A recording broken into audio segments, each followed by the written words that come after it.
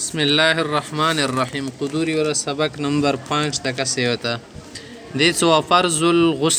غسل کی کوم فرض شون دی هغه خای او د سنه بعد او د طهارت صغرا د طهارت کبرا د توسخای صدری شون په غسل کی فرض دی المزمزتو خلی کنګلول دا ور کی فرض دی نمبر 2 والاستنشاق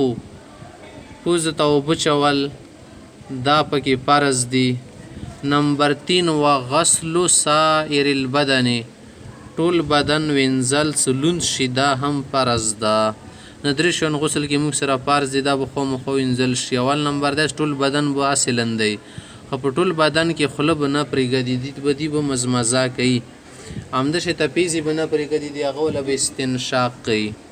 اوس دی غسل له سنت خي و سنت الغسل غسل له سنت شوندای لکه سړی غسل کې اول دی چې ایبدا المغتسل غسل کون کا سړی به شروع کی به غسل یدیه اول بخپل لسونه خصابه سترا کی ندا بوینځي او فرجه هغه نه بعد فرج صفو کی شرمګاه ويزيل النجاسه ان كانت على بدنه کا بدن من کم ځای کې نجاست پلیتی لیکدلی اب زن لری کی سکل دی لسونو انزلو فرج وغیره انزو بدن کې کوم ځای باندې پلیتی وایو انزلو غنا بعد ثم يتوضا وضوءه للصلاه بیا منځ ته کوم او داس کېږي ما کا شان دی بټول او داس وکي الا رجلې خپې پرېږ دی خواله کوم ځای کې وبو داري کو بنو درې دی به خپې وینځي انا بعد سکل دی او داس وکو ثم يفيز الماء على راسه په سر باندې بوبو چي سر باندې وبو بيوي وعلى سائر بدنه ثلاثن ټول بدن باندې به هم درې ورې وبو بيي د بوینځي ثم يتنحى عن ذلك المكان بیا غزوین لک سیټ تشي فيغسل رجليه اخر کې بخپي صاپو سترا کې وینځي نه دا شټول بدن انزل د شي طریقه ده خو مخدي د خزه کله د شي ته غسل وبوسي وليس على المرأه خزبن ضروري نه ده ان تنقض ظفائرها في الغسل سو غسل کې خپل کاو سي منډ هيا کولو کی او تمنډ هي شي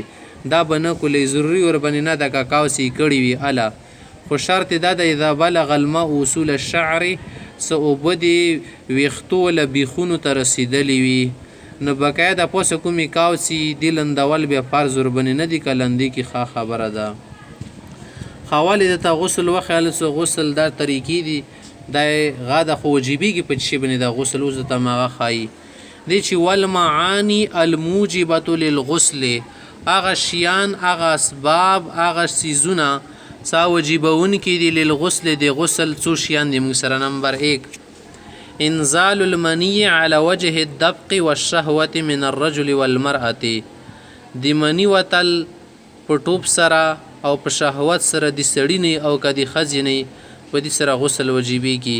معنی د خاص کوم یو بدی د وته په شهوت سره خزینه ک نر نه غسل په واجب شو نمبر 2 والتقاء الختانين من غیر انزال بغیر د انزال نه دوړه ختان سره کی ملوشي دینه هم غسل واجبېږي معنی دوړه شرمګاه سره کی ملوشي دریم نمبر شاید سو غسل در باندې واجب کوي هغه د ول حیز خذ تکل حیز ماهواری ولګيږي نمبر 4 ون نفاسو سکل خزا بچای ولادت شي بچای پیدا شي اغه نه بعد خاص رزي تیر شي به غسل ور باندې فرض وي خدا خو فرض غسلونه دی واجب اوس ور پسې تخای چې څالور کې سمته غسل کول د سنت طریقه ده وسن رسول الله صلی الله علیه وسلم الغسل پیغمبر علیه الصلاۃ والسلام سنت ګرځول غسل لمبدل چې شي د پاره للجمعه جمعه منځ د پاره بل ورپسې ول عیدین دوړه عید منځو د پاره اوريزي ټیم کې لمبدل دا هم شد مستحب او سنت طریقه ده سپدی کې اجتماعي خل ډیر جمع کیږي والاحرام بل احرام تړل د پاره غسل کول سنت دی وعرفه بل عرفي ول اوريز ده خمخ ته خی کوم شونه کې غسل کول ضروری نه دي سړی بنه وليس فی المذی په مزی کې غسل نشته د مزید تل شي کوم سپینه خاص قسم توبوزي شهوت سراغه کې غسل نه رځي صرف او د سمتيږي ول ودی بل ودی دا سدي کمزوري په واجب نه تشمته زنابات کومه پند او بوزي سره غسل نه واجبېږي نو دی څه ولیس فی المزی والودی غسل دی کې غسل نشته دواړو کې وفیهما الوضوء په دې کې صرف اودس کول شي اودس کول کافي وي